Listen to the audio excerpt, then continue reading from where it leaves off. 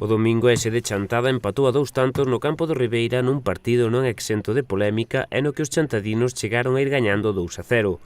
Outra vez, como pasara hai 2 xornadas en Sarria, o árbitro tivo demasiado protagonismo anulando un gol legal e invalidando unha xogada clara de gol aos chantadinos. Este fin de semana vimos un pouco, probablemente o termo non sexa pois disgustados, pero sí coa idea de que podemos haber feito algo máis en Ribeira ou haber colleitado outro resultado un pouco máis positivo, de feito haber sumado a victoria. Non foi así por diferentes cuestións que xa fomos analizando ao longo da semana. O certo é que fixemos unha primeira parte bastante boa que nos permitiu poñernos cun marcador moi cómodo, un 0-2, e incluso dispuxemos de algunha ocasión para haber marcado un terceiro e sentenciar o encontro.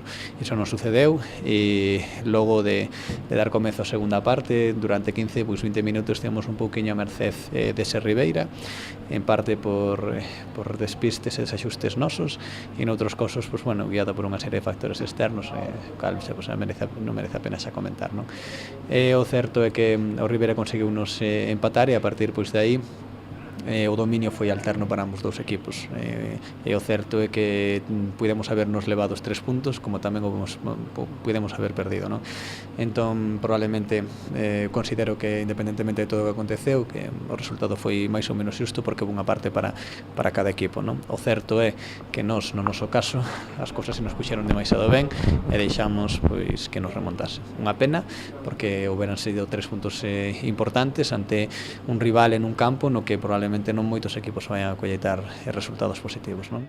A SD segue nos postos da zona alta da táboa, ocupa o terceiro posto con 24 puntos. Despois de 13 xornadas disputadas, está realizando unha primeira volta como non se lembraba. É o certo que agora na tabla clasificatoria estamos nunha posición bastante cómoda, non? nun terceiro posto, pero a verdade é que todavía queda demasiado ata chegar a final de tempada, que é onde se van a decidir as cousas realmente importantes. O domingo chega ao Sangoñedo o 9º clasificado, o Dubra. Un rival de características similares ao Dorneda, equipo que nos enfrontamos hai 2 xornadas aquí na casa e que nos vai a plantexarvos un partido moi físico e a verdade é que será moi complicado para nós, non? Porque ese tipo de rivais en ocasións se nos atragantan e costanos superalos, non? Esperemos que neste caso sigamos na liña que estamos mantendo no Sangoñedo, onde levamos a 5 xornadas consecutivas sumando os 3 puntos, e que este fin de semana poida suceder o mesmo.